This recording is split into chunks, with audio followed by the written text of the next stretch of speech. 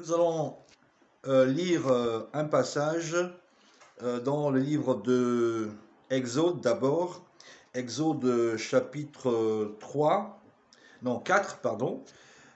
Voilà, donc Moïse obéit, mais quand il retira sa main, Exode 4, verset 6, Moïse obéit, mais quand il retira sa main, il vit qu'elle était blanche comme la neige, couverte de lèpre. Blanche comme la neige, couverte de lèpre. Voilà. Là, c'est la version français courant. Voilà. Donc, Moïse met sa main. Quand il retire sa main, il est dit qu'il a vu que sa main était blanche comme la neige, couverte de lèpre. Donc, cela suppose qu'il y a une lèpre. Du moins, à l'époque, il y avait une lèpre qui rendait les gens la main toute blanche. Parce qu'actuellement, ça n'existe pas. Hein. Ok, voyons maintenant le même chapitre 13 de Lévitique au verset 11-12. Non, pardon. Ça c'est... maintenant, on va maintenant dans Lévitique 13, verset 12.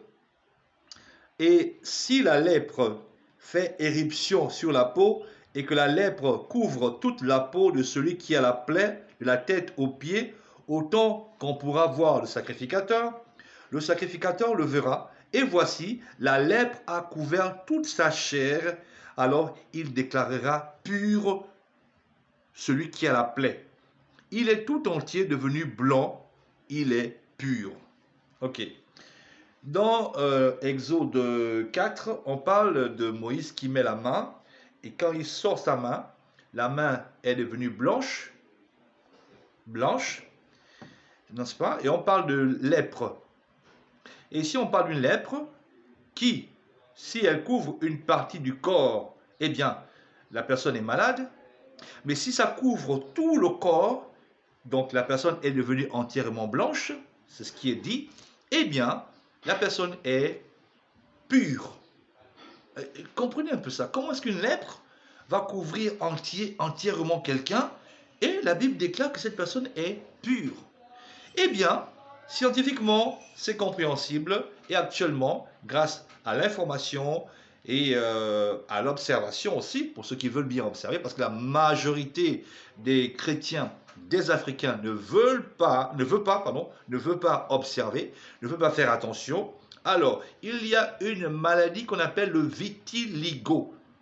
Le vitiligo, c'est une maladie qui apparaît donc comme une tache sur la peau des Noirs, des Africains, et cette tache peut s'étendre, n'est-ce pas, couvrir entièrement le corps. Si c'est sur une partie du corps, c'est très vilain, c'est pas beau à voir du tout. Si le vitiligo apparaît sur votre face ou sur votre main, c'est vraiment pas beau à voir. Mais il peut s'étendre et de telle sorte que vous soyez entièrement blanc. Oui, oui. Et il y a des gens comme ça qui sont atteints de vitiligo et ils sont entièrement devenus blancs. Donc au départ, ce sont des noirs, mais la tache de vitiligo est apparue et au fur et à mesure, ça s'est étendu sur tous les corps, sur tout le corps. Pardon. Donc c'est de ça dont il s'agit dans le livre de Exode 3 et de Lévitique 13, du vitiligo, qui est une maladie qui ne concerne que les nègres, les noirs. Quelqu'un va dire, mais écoutez, dans Lévitique 4, on parle de blanche comme la neige. D'accord. C'est une expression pour ressortir le contraste. Ce n'est pas que c'était vraiment comme la neige, non. C'est une expression pour ressortir le contraste. Prenons par exemple dans le livre de Jérémie, pardon, Lamentation, chapitre 5. On dit ici, non, chapitre 4, pardon, Lamentation, chapitre 4. Voici ce qui est dit sur les enfants d'Israël. On dit ici, leur aspect est plus sombre que le noir. On parle des enfants d'Israël, après le jugement du Seigneur, et j'ai démontré dans une autre vidéo que les enfants d'Israël étaient noirs. Et ici, l'expression, leur aspect est plus sombre que le noir. Ça veut dire quoi? On peut simplement ressortir le caractère un peu foncé, exagérément foncé de leur couleur de peau. Leur aspect est plus sombre que le noir. Écoutez, est-ce que vous imaginez quelque chose qui est plus sombre que le noir? Le noir, quelque chose qui est plus sombre, ça n'existe pas. Voilà, donc c'est les figures de style pour exprimer une particularité. Voilà, c'est ça. Donc blanche comme la neige, et d'ailleurs même chez les blancs, ils ont ce qu'on appelle, ils ont souvent un des surnoms qui est utilisé pour qualifier quelqu'un qui est très clair, très blanc, permettez l'expression, très blanc. C'est Blanche-Neige. Oui, Blanche-Neige. Entre blancs, on peut s'appeler Blanche-Neige, etc. Et d'ailleurs, c'est même l'expression que les Noirs même utilisent souvent pour appeler les Blancs, hein, des fois, même dans les films, Blanche-Neige. Voilà. Donc quand on dit sa peau, la peau de Moïse, et la main de Moïse était la blanche comme la neige, il n'y a aucun, parce qu'on précise c'est la lèpre, hein, il n'y a aucune lèpre qui rend la peau de quelqu'un blanche. Que ce soit chez les Noirs ou chez les Blancs, il n'y a pas une maladie, une lèpre qui rend la peau de quelqu'un blanche. Blanche de la couleur blanche.